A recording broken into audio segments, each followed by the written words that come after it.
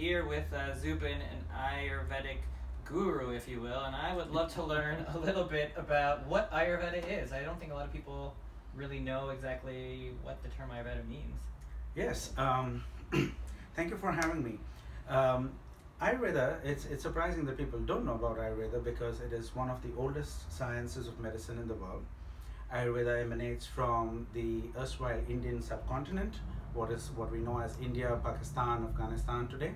And it's been in existence since about 3500 BC, at which time we have proof that it was a well-formulated medicine. It's not just a science of medicine, it's a science of health overall. So it talks about nutrition, it talks about how to live in tandem with nature and with the cycles of nature. It recommends that we look upon every person as an individual and treat them as an individual as and when they are in certain imbalances. And it covers a wide range of subjects, all the way from any of the modern subjects that we know of today, from nutrition, health, to the form of medicine. And most interestingly, Ayurveda is being compiled and written in Sanskrit in a poetry form, so that doctors can remember and memorize it easily. So it's not just a science of medicine and health, but it's actually thousands and thousands of verses of poetry. And it was done like that probably because there was no books. That's right. So they could pass it along. There weren't many methods of writing, and the methods of writing, the science was written on palm leaves, and it was a very tedious and long process. So the words were chosen very carefully. They had to be brief, they had to be to the point, and yet cover every aspect of medicine that was possible. But most importantly, not having means of writing and transferring those, because very often palm leaves were also very easily destroyed. The best way was to learn by word of mouth. So students started at the age of 10 and learned Ayurveda by poetry form. And since they needed to memorize it, it was easy to keep it in poetry, so everything rhymed. It's amazing. That was the idea. It's so interesting. And I also think it's really interesting that, especially in America, a lot of people have not heard the term Ayurveda. We've all heard of yoga. Yoga. And exactly. I don't think most people realize that yoga actually comes from Ayurveda. Absolutely. And Ayurveda really is the original medicine, if not at least one of the original medicines. So you have Eastern medicine, maybe Chinese medicine, Ayurveda. And those really are not the alternative medicine. Those are the original medicine. Modern medicine's in the last few hundred years, maybe 100 years or so. So this has been going on and passed down for generations. Absolutely. 7 millennia is a long time, you know. Though I mentioned 3500 BC, again, if you go back into time, it's almost close to 5500 BC that a lot of this already existed. And and you're right that what Ayurveda does is actually give this science that is in conjunction with all its associated sciences like astrology and astronomy. And the Vedic sciences, what was called the Vedas, or the wisdom given to us by the gods or by the sages, technically speaking, was science of everything about life. It did not just focus on ill health or on disease. It focused on life as a whole. So everything in life is connected based on the 5 primordial elements called the Pancha Mahabhutas. And the whole Vedic philosophy, the 4 Vedas and all its further split compendiums of knowledge are all based on this Pancha Mahabhuta theory, saying that the universe is made of 5 primordial elements of ether, air, fire, water, and earth. And when you look at it in that aspect, then there are no firm lines of differentiation. There's no biology separate and chemistry separate and astrology separate. They all come from the same fundamental structure of the way the universe is formed. And it is indeed a very old science. In fact, acupuncture and acupressure, as we know of today, are also influences that passed from the Indian subcontinent with Buddhism.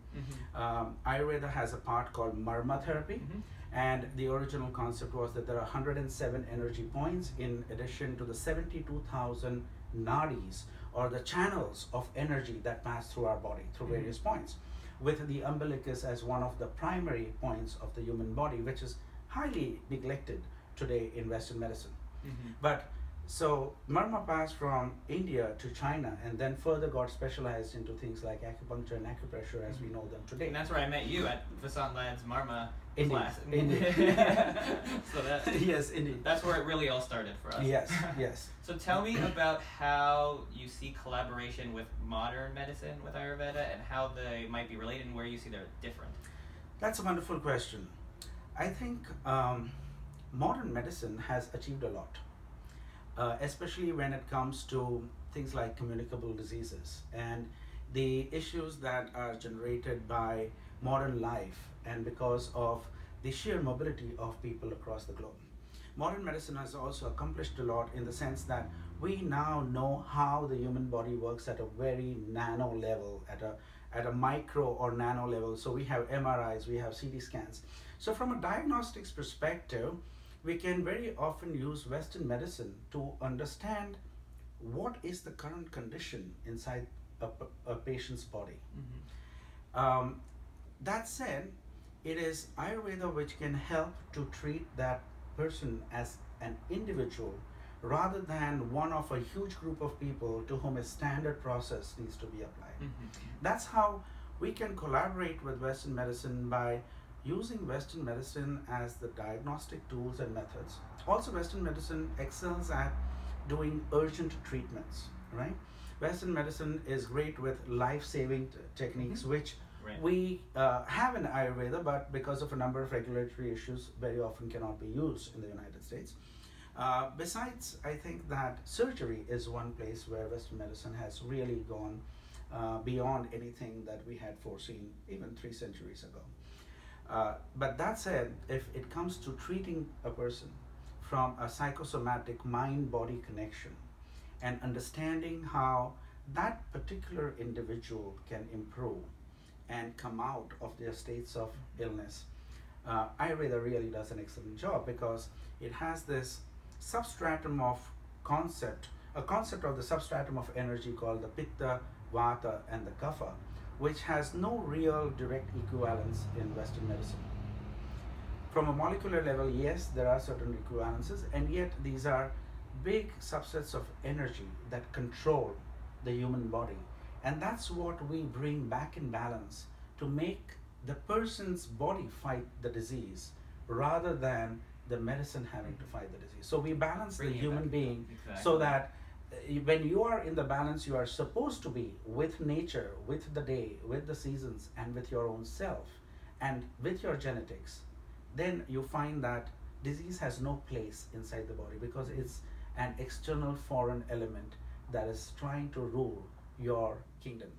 If your kingdom is solid and strong, and your army of white blood cells and your immunity is strong, which you can do by setting your body back into the right kind of rhythms, disease will have no place in it. That's how Ayurveda looks at it. That's such a beautiful way to put it, and I absolutely love that. And I have found certainly in my practice that those concepts and that way of thinking really helps, especially when it comes to chronic disease. And that's where I think you really excel at either preventing it or getting involved when medicine has tried everything and there really hasn't been a solution. And then you kind of go back to basics, think about the body as a whole and bring it back into balance instead of trying to treat different symptoms individually. It is interesting you say this. I have had patients with, or I have to call them clients, with decades, literally decades of things like dermatitis, decades of illnesses like heartburn or ulcerative colitis, right?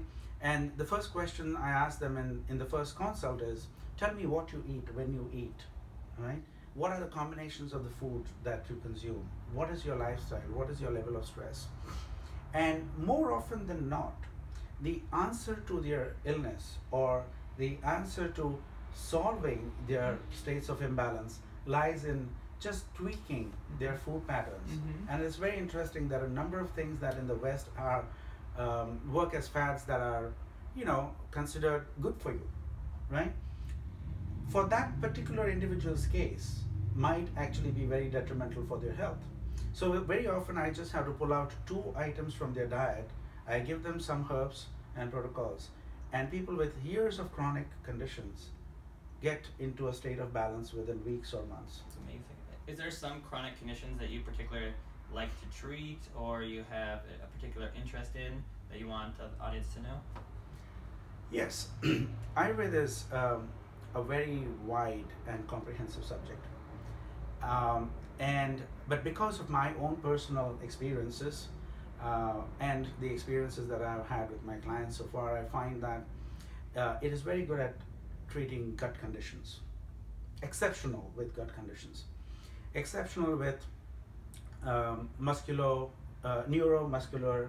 and skeletal conditions. So things like fibromyalgia, arthritis, chronic fatigue syndromes, just chronic pain in a number of patients where the pain is not exactly identified, or the Western medicine is unable to put a finger on it and say, this is exactly what is happening to you.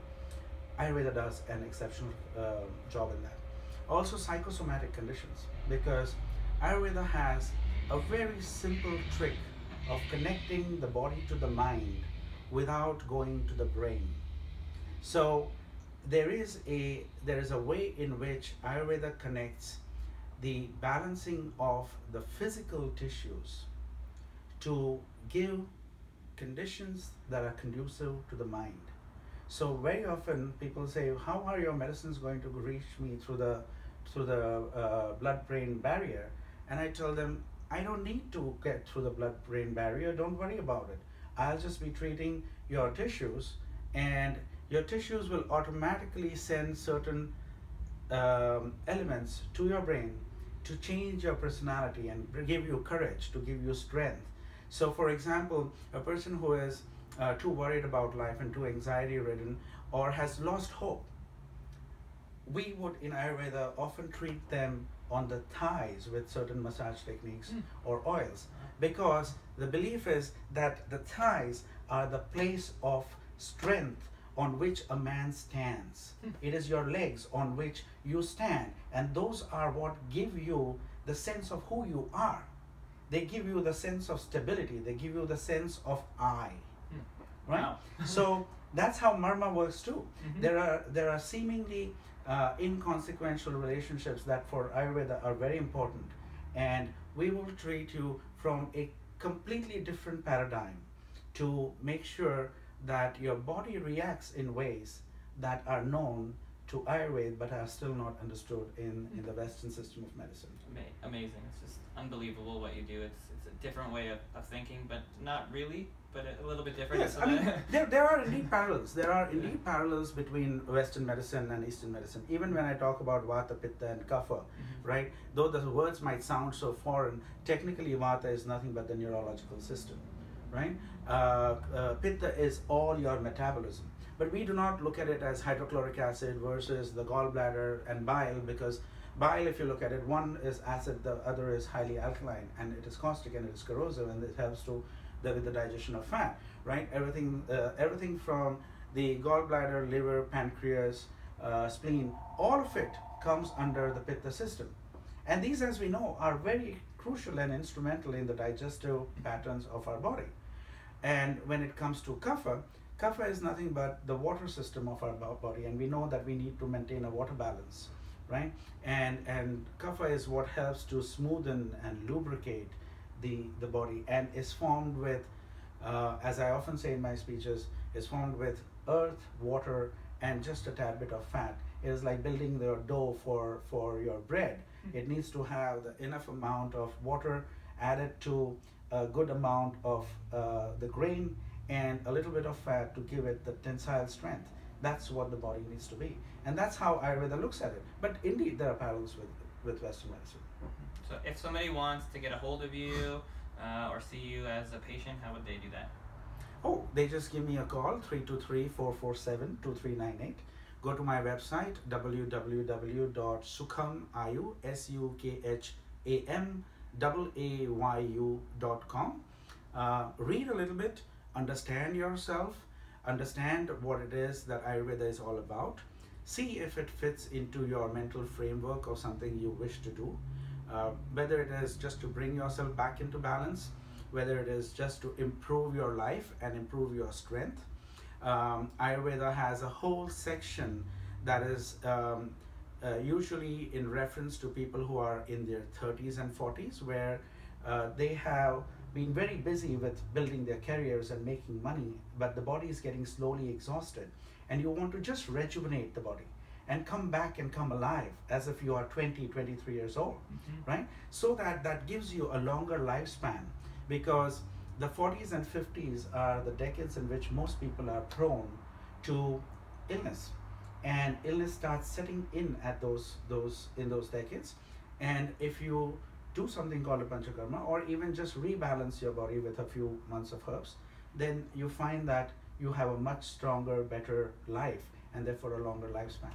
So feel free to give me a call, and you can reach, or they can contact you, of course. They can contact you. You are seeing some patients here, so that's Yes. great as well. And thank you for being on the Integrative Collaboratory. Thank you. Pleasure's all mine. Thank you.